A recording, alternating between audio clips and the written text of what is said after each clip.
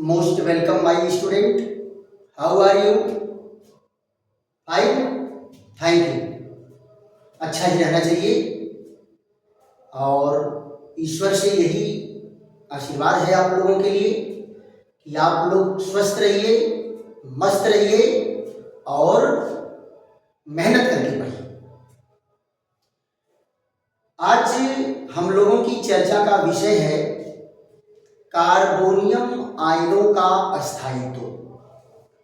कौन से कारक हैं जो कार्बोनियम आयन को अस्थायी बना देते हैं और अस्थायी बनाने के कारण क्या है, वो अस्थायी क्यों बनाता है, किस प्रकार बनाता है, इन सारे बिंदुओं पर हम लोगों की चर्चा चलेगी।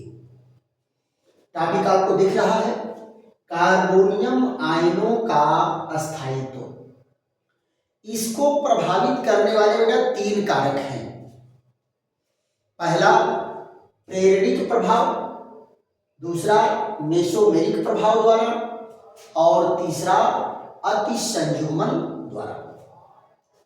और भी कारण है लेकिन मुख्य तीन हैं और इन्हीं तीन बिंदुओं पर हमारी आपकी चर्चा चलेगी। प्रेरणिक प्रभाव के बारे में पिछले वीडियो में हमारी आपकी चर्चा हुई है कि यह प्रभाव एकल सिग्मा सहसंयोजक बंध द्वारा इलेक्ट्रॉन को खींच लेने से या इलेक्ट्रॉन को प्रेषित कर देने से यह प्रभाव पड़ता है। तो जितने ऐसे ग्रुप हैं, ऐसे समूह हैं जो कार्बोनियम आयन के कार्बन से इलेक्ट्रॉन को खींच लेंगे, तो इलेक्ट्रॉन को खींच करके करेंगे क्या, उस पर धनावेश बढ़ा देंगे। लेकिन धनावेश बढ़ते ही क्या होगा, क्रियाशीलता बढ़ जाएगी। और यहां चर्चा हमको किसकी करना है, अस्थायित्व की करना है। तो यहां इलेक्ट्रॉन विथड्राइंग ग्रुप नहीं, इलेक्ट्रॉन इंड्यूसिंग ग्रुप लगना चाहिए, इलेक्ट्रॉन को प्रेषित करने वाला ग्रुप लगना चाहिए। और जैसे जैसे इलेक्ट्रॉन को प्रेषित करने वाले समूह जुड़ते जाएंगे, कार्बोनियम आयन का अस्थायित्व बढ़ता जाएगा। तो आइए सबसे पहले हम लोग चर्चा करते हैं किस पर, प्रेरणिक प्रभाव पर। प्रेरणिक प्रभाव की अंग्रेजी क्या होती है बेटा, inductive effect. Inductive effect, inductive effect द्वारा। तो इंडक्टिव इफेक्ट द्वारा क्या होगा, आपको मैं बताया था कि मेथिल समूह क्या है, इलेक्ट्रॉन प्रेषित करने वाला है। अब अगर मान लो कार्बोनियम आयन पर कोई एल्किल समूह नहीं लगा है, कार्बोनियम आयन पर कोई एल्किल समूह नहीं लगा है, तो ये क्या होगा, सबसे ज्यादा क्रियाशील होगा, सबसे ज्यादा एक्टिव होगा। क्यों, क्योंकि यहां इलेक्ट्रॉन के घनत्व को कम करने वाला कोई नहीं है।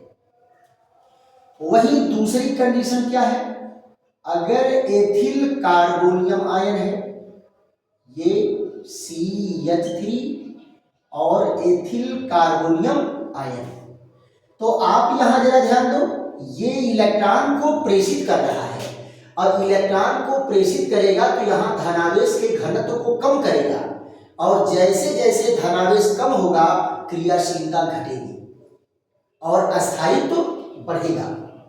यहां देखो दूसरे कंडीशन में क्या है, अगर आइसोप्रोपिल ग्रुप लगा हो, यानी यहां पर दो मेथिल ग्रुप लग गए, तो ये भी इलेक्ट्रॉन को प्रेषित कर रहे हैं, ये भी इलेक्ट्रॉन को प्रेषित कर रहा है।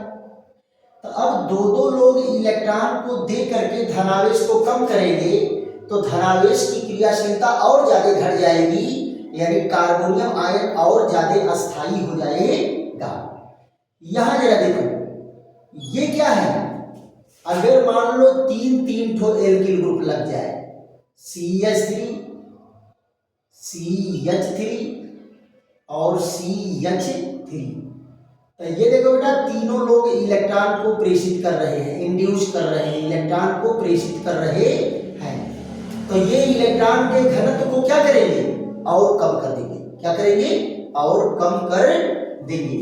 तो आप बल्कि इसको क्या दिखाएंगे कि लेफ्ट टू राइट जाने पर क्या बढ़ रहा है, लेफ्ट टू राइट जाने पर अस्थायित्व बढ़ रहा है। क्या बढ़ रहा है बेटा? अस्थायित्व बढ़ रहा है। और राइट टू लेफ्ट जाने पर क्या बढ़ रहा है? क्रियाशीलता बढ़ रही है। इधर क्या बढ़ रही है? क्रियाशीलता बढ़ रही है। और इधर जाने पर क्या बढ़ रहा है? अस्थायित्व बढ़ रहा है। जैसे जैसे एल्किल समूह बढ़ते जा रहे हैं वैसे वैसे बढ़ रहा है। तो यानी इधर क्या है? अस्थायित्व बढ़ेगा। इधर क्या बढ़ेगा? अस्थायित्व बढ़ेंगे। स्टेबिलिटी का क्रम इधर बढ़ेगा। ये कौन है? प्राइमरी कार्बोनियम आयन है। ये कौन है? सेकेंडरी कार्बोनियम आयन है। और ये कौन है? टर्शियरी कार्बोनियम आयन है। तो यानी प्राइमरी कार्बोनियम आयन से टर्शियरी कार्बोनियम आयन की ओर कार्बोनियम आयन का अस्थायित्व बढ़ेगा प्रेरणिक प्रभाव के कारण। राइट। दूसरे पॉइंट पर आ जाते हैं, मेसोमेरिक प्रभाव द्वारा। किसके द्वारा? मेसोमेरिक प्रभाव द्वारा। यहां जरा देखो, मेसोमेरिक प्रभाव द्वारा, मेसोमेरिक प्रभाव द्वारा, मेसोमेरिक प्रभाव द्वारा। इसको क्या कहेंगे? By mesomeric effect. By mesomeric effect, mesomeric प्रभाव द्वारा। राइट। जरा देख लेते हैं मेसोमेरिक प्रभाव में क्या है कि अगर धन आवेशित कार्बन आयन से, कार्बन परमाणु से कोई कांजुगेट चेन जुड़ा होगा तो डबल बॉन्ड को एक स्थान पीछे खींच करके कई रेजोनेंस रचनाएं बनाएगा।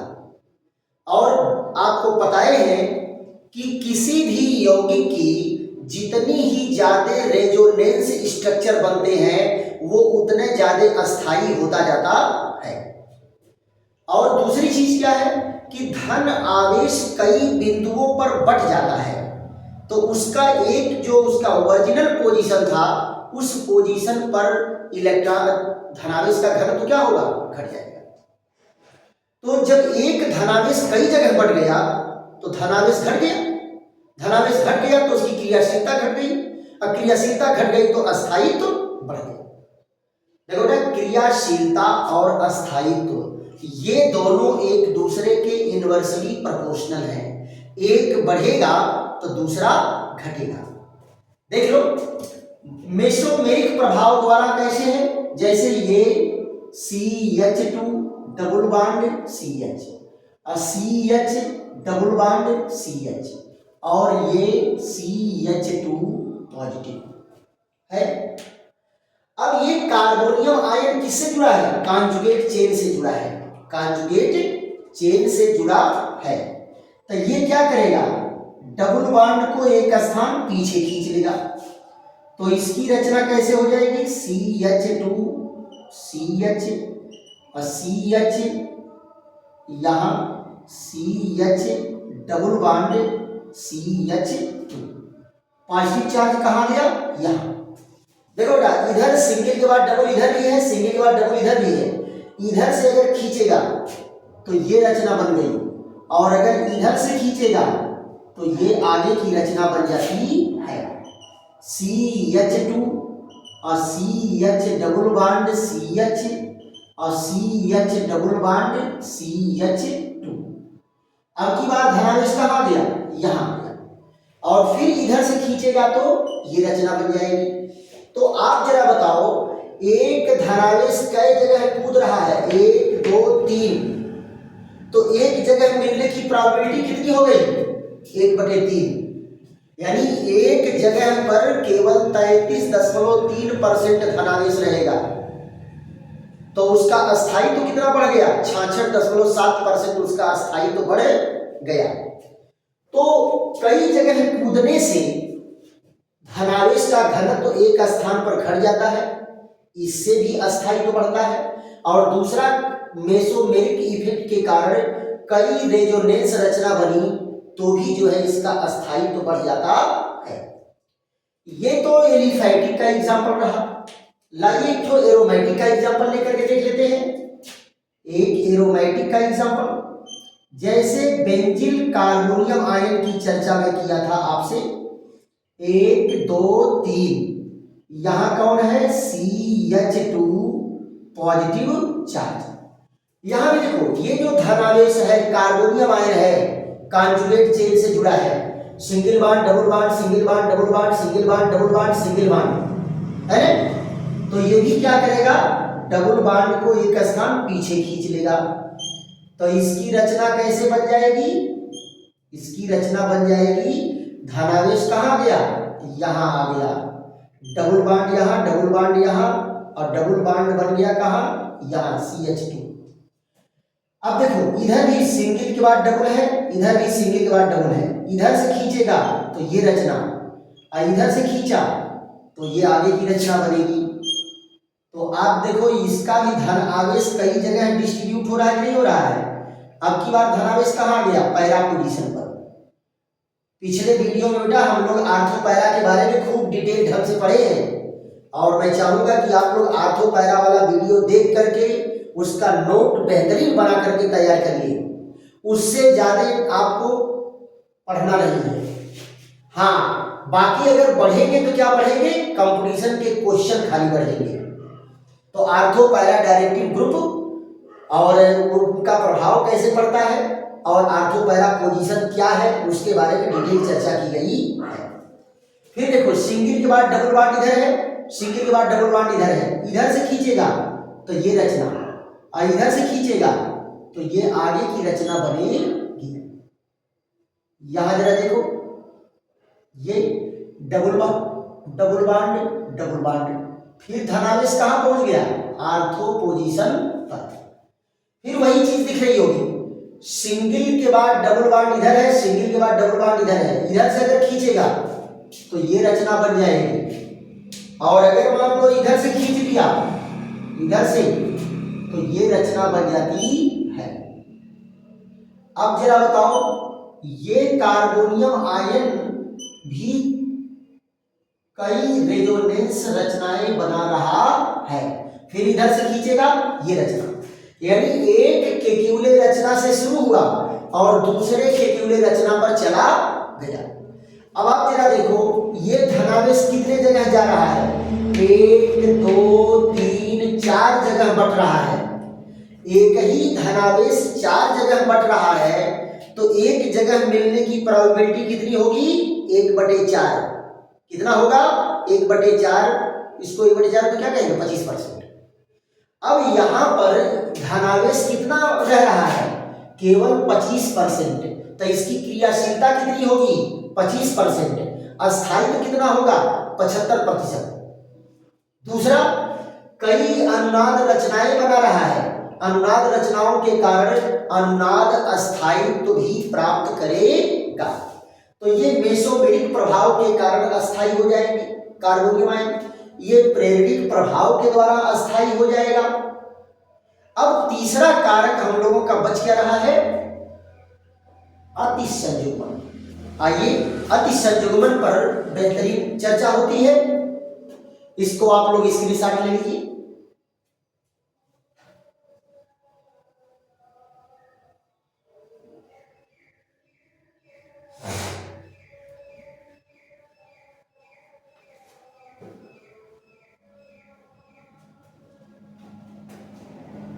अतिसंयुग्मन पर भी बेटा पिछले वीडियो में चर्चा हमारी आपकी हो चुकी है। अतिसंयुग्मन क्या कहा गया था कि अगर किसी धन आवेश से जुड़ा हुआ कैसा धनावेश हो, कार्बन परमाणु का धनावेश हो, उससे कोई अल्फा कार्बन परमाणु है और उस अल्फा कार्बन परमाणु पर अगर अल्फा हाइड्रोजन है तो वो धनावेश अल्फा हाइड्रोजनों पर वितरित हो जाता है। अल्फा हाइड्रोजन पर वितरित हो जाएगा तो क्या होगा, वो भी कई जगह डिस्ट्रीब्यूट हो गया।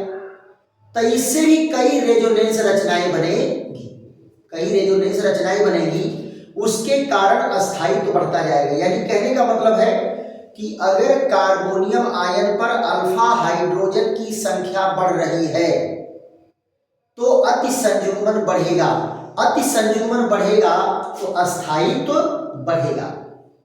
आइए देखते हैं तीसरा क्या है, अति संयुग्मन द्वारा, अति संयुग्मन द्वारा, अति संयुग्मन द्वारा। अंग्रेजी इसकी क्या होती है, बाई हाइपर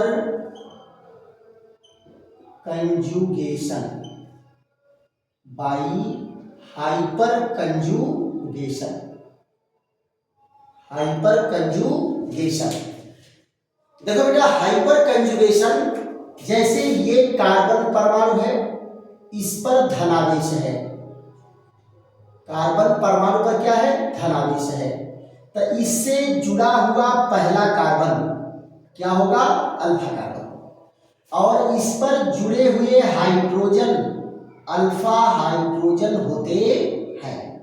तो अति संयुग्मन में क्या कहा है कि ये धनावेश इन हाइड्रोजनों पर स्थानांतरित होने लगता है। यहां देखो ये क्या करेगा, इस बांड का इलेक्ट्रॉन ले करके इस तरह रचना दे देगा, carbon to carbon double bond. इधर देखो धनावेश यहां का कहां चला गया, हाइड्रोजन पर। ये देखिए हाइड्रोजन, ये हाइड्रोजन आ गया इस पर। अब जब तक हाइड्रोजन कहीं खिसकना चाहेगा तब तक ये फिर इलेक्ट्रॉन कहां है, वापस चला गया। दूसरा देखो ये हाइड्रोजन इलेक्ट्रॉन देगा तो ये रचना बन जाएगी कार्बन टू हाइड्रोजन, ये हाइड्रोजन हाइड्रोजन, और यहां देखिए एक हाइड्रोजन इधर, एक हाइड्रोजन इधर, एक हाइड्रोजन इधर, इस पर धनावेश आ गया। अब जैसे ही ये चाहेगा कि हम खिसक करके कहीं दूसरे से रिएक्शन करें, उसके पहले ये वापस आ जाएगा, तो फिर अपने पोजीशन में चला गया। तो जैसे ये दोनों हाइड्रोजन है वैसे ये भी तो है, ये भी अगर दे करके बांड बनाएगा तो ये रचना बनेगी carbon to carbon double bond, hydrogen hydrogen, इधर हाइड्रोजन हाइड्रोजन, इस हाइड्रोजन पर धनावेश आ गया।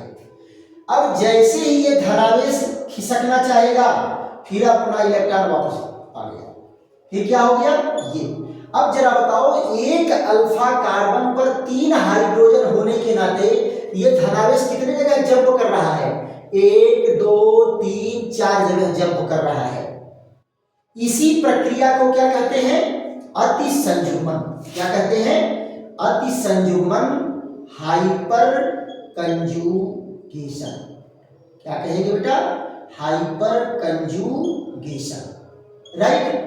तो आप जरा यहां ध्यान दो, ये मेथिल कार्बोनियम आयन है, क्या है, methyl carbonium ion, alpha hydrogen बराबर 0, अल्फा हाइड्रोजन बराबर 0, इलेक्ट्रॉन स्थानांतरण, इलेक्ट्रॉन स्थानांतरण क्या होगा, 0। यहां इलेक्ट्रॉन स्थानांतरण ही नहीं होगा, क्रियाशीलता इनकी क्या होगी, 100%। क्रियाशीलता कितनी होगी बेटा, 100%। अस्थायित्व तो इनका क्या होगा, अस्थायित्व तो इनका नहीं, अस्थायित्व तो इनका क्या है, नहीं, यानी हाईली रिएक्टिव है, हाईली रिएक्टिव है। इनको अस्थायी करने वाला कौन बटवे नहीं किया, अस्थायी करने वाला कोई नहीं। दूसरा यहां देखो ये कार्बोनियम आयन है, इस पर अल्फा हाइड्रोजन कितने हैं, 3, अल्फा हाइड्रोजन कितने हैं, 3। तो इसमें क्या दिया, अल्फा हाइड्रोजन बराबर 3, इलेक्ट्रॉन स्थानांतरण, इलेक्ट्रॉन स्थानांतरण कहाँ हो रहा है? 4 स्थानों पर, 4 स्थानों पर। तो क्रियाशीलता कितनी रह गई? क्रियाशीलता इसकी कितनी रह गई? 25%। अस्थायित्व तो कितना बढ़ गया? अस्थायित्व तो कितना बढ़ गया? 75%। अस्थायित्व कितना बढ़ गया? 75%। अब आप जरा यहां ध्यान दो, ये जो है एथिल कार्बोनियम आयन, ये आइसोप्रोपिल, आइसोप्रोपिल कार्बोनियम आयन है। यहां देखो अल्फा हाइड्रोजन बराबर कितने हैं? 6। इलेक्ट्रॉन स्थानांतरण कितने जगह पर होगा? 7 जगह पर। क्रियाशीलता कितनी रह गई? क्रियाशीलता, क्रियाशीलता इसकी कितनी है? 1/7। और अस्थायित्व कितना बढ़ गया? अस्थायित्व कितना बढ़ गया? 6/7%। अब इनको 100 से गुणा करके परसेंटेज निकाल सकते हैं आप। है भैया, 100 से गुणा करके आप परसेंटेज निकालो, है 100 से गुणा करके परसेंटेज निकालो तो परसेंटेज में आ जाएगा। फिर यहां जरा देखो, यहां क्या होगा? ये है 3 एल-मेथिल समूह जुड़ गया, तो तीनों पर 3-3 अल्फा हाइड्रोजन है, तीनों पर 3-3 अल्फा हाइड्रोजन है। क्लियर? तो अल्फा हाइड्रोजन की संख्या कितनी हो गई? अल्फा हाइड्रोजन बराबर 9। इलेक्ट्रॉन स्थानांतरण कितने जगह पर होगा? 10 जगह पर। इसकी क्रियाशीलता कितनी होगी? क्रियाशीलता, क्रियाशीलता इसकी केवल 10% रह गई। इसका अस्थायित्व तो कितना बढ़ जाएगा? अस्थायित्व तो 90% अस्थायी हो गया। यानी कहने का मतलब है कि जैसे जैसे अति संयुग्मन बढ़ रहा है, अस्थायित्व बढ़ रहा है। यानी लेफ्ट टू राइट जैसे जैसे जाओगे अस्थायित्व बढ़ेगा। अस्थायित्व बढ़ेगा किसके कारण? हाइपर कंजुगेशन के बढ़ने के कारण। तो आशा है कि आप लोगों को बेहतरीन ढंग से ये समझ में आ रहा होगा। देखो क्या, जैसे 3 हाइड्रोजन पर जंप मारा है, वैसे यहाँ 6 हाइड्रोजन पर जंप मारेगा, क्योंकि 6 हाइड्रोजन क्या है? आइडेंटिकल है, इनके गुण में कोई अंतर नहीं है, ये सेम है। यहाँ पर कितने हैं? 9 हाइड्रोजन है, तो 9 हाइड्रोजन पर यहाँ जंप मारे तो कार्बन, तो कार्बन पर कितने समय रहेगा? जब 10 स्थानों पर कूद रहा है तो केवल 1/10 हिस्सा ही तो बनेगा कार्बन का, 9/10 हिस्सा तो हाइड्रोजन पर चला गया। तो वही क्या है? 90% इसका अस्थायित्व हो गया और 10% खाली क्रियाशीलता रह गई। जितने देर तक ये कार्बन पर रहेगा उतने ही देर पर ये कार्बोनियम आयन की भांति व्यवहार करेगा। अब बताओ जरा, धनावेश अगर हाइड्रोजन पर है तो क्या वो कार्बोनियम आयन कहलाएगा? सोचने वाली बात है। कार्बोनियम आयन कब कहलाएगा? जब धनावेश कार्बन पर रहेगा तब। बाकी कहीं डिस्को डांस करे उसका नाम कार्बोनियम आयन नहीं होगा। पक्का? बात समझ गई? थैंक यू, धन्यवाद। और अगर पसंद आया हो तो लाइक करिए, शेयर करिए और सब्सक्राइब करिए। I am always with you, मैं हमेशा तुम्हारे साथ हूं। Don't worry, don't worry.